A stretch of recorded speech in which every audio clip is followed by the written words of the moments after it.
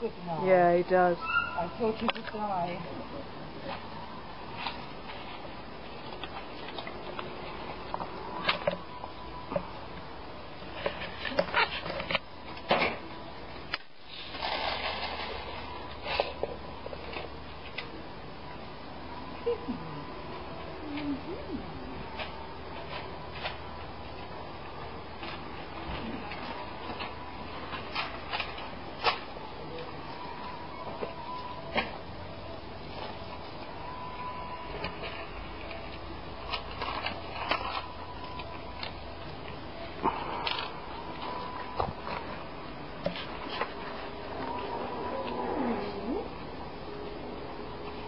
And that black kitten already has a tapeworm. Because how do you do it? Deworm them and everything? We do. Hannah, she knows which ones she's done and when, and we get the pate, and then when she sees that they've got worms or sort of 2 or 3 times a year, then she...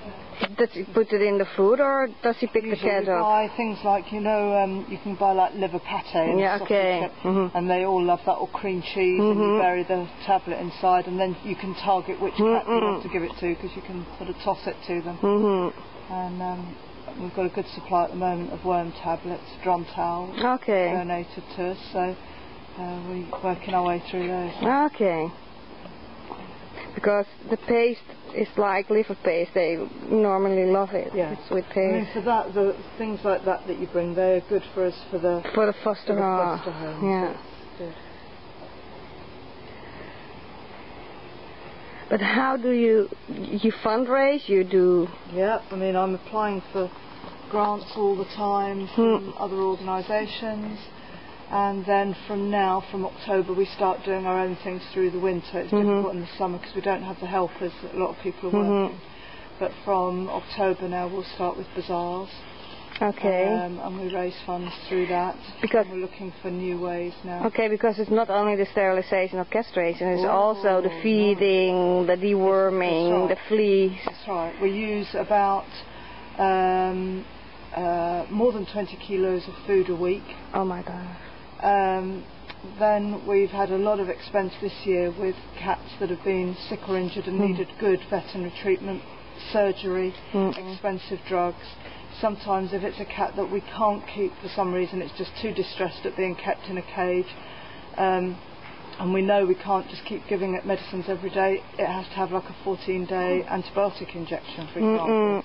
Now that's €15 just for one injection. Yeah, okay. Or a 7-day. The kitten away all the time. Or a 7-day cortisone injection for a condition like the one we're looking at up there. So that's been very expensive. And now because we need a good vet, we have to drive 70 or 80 kilometres each way to see a good vet. Oh, and where do you go to the vet? To Heraklion. To Heraklion. Oh, is that Rihanna or something? Yeah. She's really good. I heard Anne and everything. She's really good. Really trust to... But you have to drive 1 hour to do a cat and 1 hour back. Unbelievable. So what we do is we try and take, say, 4 cats at a time. But then that's not always easy for her because she's got other people coming in, and then we're taking up maybe an hour and a half slot, because we're going in with a carload of cats. And last week I did airport runs and try to combine it. Airport runs with vet runs. But where do you send the cats off to? Germany? Yeah. It's mostly Germany, but also Switzerland, now Austria. We've developed some good contacts in foster homes. We only work with foster homes. We don't send into shelters. No. And the people that I work with now have their own network of foster carers that they manage.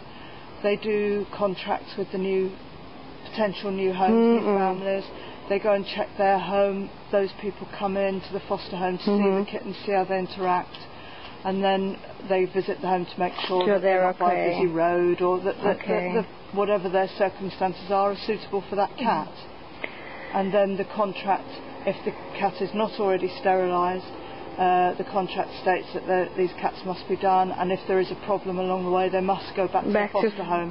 They're not allowed to give the cat away. Okay, but which kinds of cats you do? The sister. Yeah.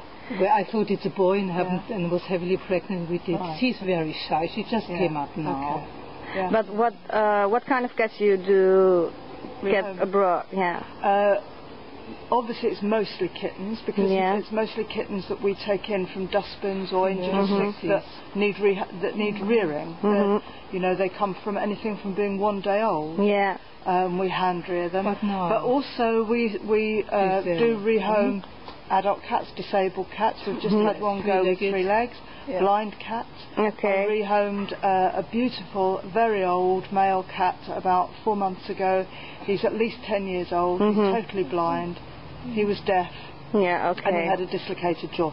Somebody has taken him on, and she's given him a wonderful home. So it's really the cats who can survive on the streets that you're sending out. That's right, exactly. Yeah, okay. Exactly yeah. Okay.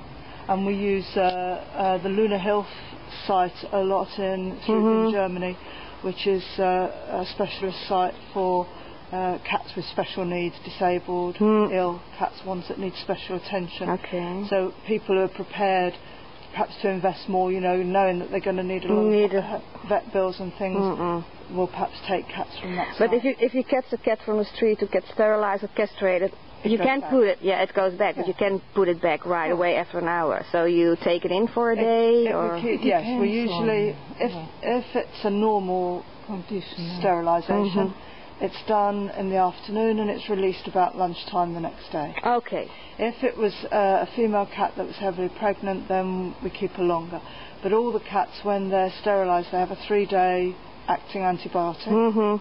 The stitches dissolve on their own. Oh, yeah. They're given an anti-parasite treatment which also deals with ear mites and all that sort of thing.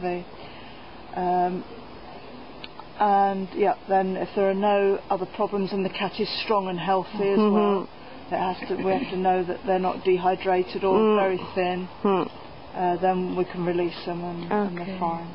Thank you.